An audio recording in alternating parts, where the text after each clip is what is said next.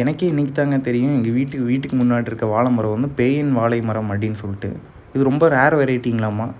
ரொம்ப வருஷமாக நம்ம வீட்டுக்கு முன்னாடி இருக்குது. பட் என்ன ரகம்னு தெரியாமல் தான் வளர்த்திட்டு இருந்தோம்.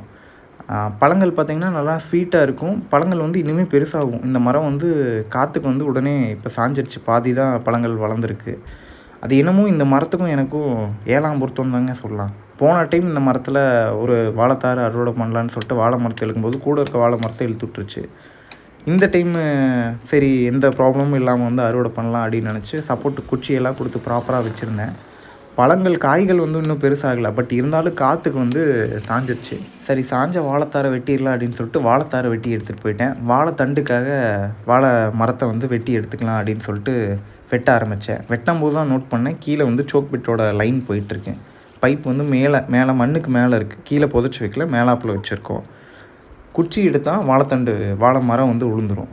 சரி இந்த பக்கம் வாழை மரத்தை நகர்த்தி கொண்டு வரலான்னு பார்த்தாலும் கூட நான் நின்று வெட்டுறேன் பார்த்திங்களா, அந்த இடம் வந்து கொஞ்சம் சேராக இருக்கும். சரி என்ன பண்ணுறதுன்னு தெரியாமல் ஃபஸ்ட்டு வெட்டி வந்து கீழே நிற்க வச்சுருவோம்.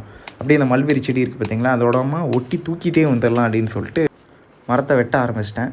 வெட்டி எல்லாம் முடிச்சதுக்கப்புறம் தாங்க பெரிய சம்பவமாக இந்த மரம் பண்ணி விட்டுருச்சு. நீங்கள் பாருங்கள், ஆக்சுவலி மேலே வந்து கொஞ்சம் வந்து சொத்தையாக இருந்திருக்க மாட்டாருக்கு, புழு ஏறி இருக்க மாட்டாருக்கு. அந்த இடம் கரெக்டாக அந்த இடத்துல தான் நான் கை வச்சுருக்கேன். ஈரமானனால ஸ்லிப் ஆகி ஷோல்டர்லேயே விழுந்துருச்சு.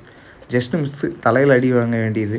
சரி ஷோல்டரில் தான் அடிபட்டுருச்சு, வாழை மரத்தை காப்பாற்றிட்டு அப்படின்னு வந்து பார்த்தா அந்த சொத்தை விழுந்துருதுன்னு சொன்னேன் இல்லைங்களா, அதுக்கு வந்து பாதி வாழை மரம் வேஸ்ட்டு. சரி பைப் எதுவும் ஆயிருக்காது அப்படின்னு நினச்சா அந்த சோக் பிட் பைப்பு உடஞ்சி போச்சு. சரி இதில் உச்சக்கட்ட சங்கட்டம் என்னென்னு பார்த்தீங்கன்னா, ஸ்லிப்பரும் கட் ஆயிடுச்சு. வாழைத்தாரும் பெருசாகலை. இந்த வாழை மரத்தை அறுவடை பண்ணதே வேஸ்ட்டு தாங்க. பட் இருந்தாலும் பரவாயில்ல, வாழைத்தண்டு ஏதோ ஒன்று யூஸ்ஃபுல்லாக இருக்கும் அப்படின்னு சொல்லிட்டு வாழைத்தண்டை வந்து சீவி எடுத்து பார்த்தேன். நான் இப்போ லெஃப்ட் கையில் வச்சுருக்கேன் பார்த்தீங்களா, லெஃப்ட் ஹேண்டில் வச்சுருக்கேன் பார்த்தீங்களா, அது ஃபுல்லாக நல்லாயிருக்கு. ரைட் ஹேண்டில் வச்சுருந்தது மட்டும் கொஞ்சம் சீவினா யூஸ் பண்ணலாம் அப்படிங்கிற மாதிரி சொன்னாங்க. அதையும் ஓரளவுக்கு நல்லா சீவி எடுத்துக்கிட்டேன். ஃபுல்லாக வேஸ்ட்டுன்னெலாம் சொல்ல முடியாதுங்க. எப்படி இருந்தாலும் வாழைத்தண்டு யூஸ் பண்ணலாம். வாழைத்தாறு வந்து பாதி காய் தான் ஆயிருக்காமா. ஸோ அதை வந்து நம்ம பழுக்க வச்சிட்டோம்னா யூஸ் பண்ணிக்கலாம் அப்படிங்கிற மாதிரி அம்மா சொன்னாங்க. எப்படி இருந்தாலும் ஏதோ ஒரு வகையாக யூஸ்ஃபுல்லாக தான் இருந்தது. எல்லாம் முடிஞ்சதுக்கப்புறம் வந்து செக் பண்ணி பார்த்தேன், மல்பெரி மரத்துக்கு இப்போ வரைக்கும் எதுவும் ஆகலை. கீழே மட்டும் ஒரு சப்போர்ட்டுக்கு ஒரு கல் எடுத்து வச்சு வேலையை பார்க்க ஆரம்பிச்சாச்சு. நம்ம பேஜை ஃபாலோ பண்ணாதவங்க ஃபாலோ பண்ணிக்கோங்க. கார்டன் ரிலேட்டடான அப்டேட்ஸ் நம்ம பேஜில் வந்துட்டே இருக்கும். Happy gardening. Thank you all.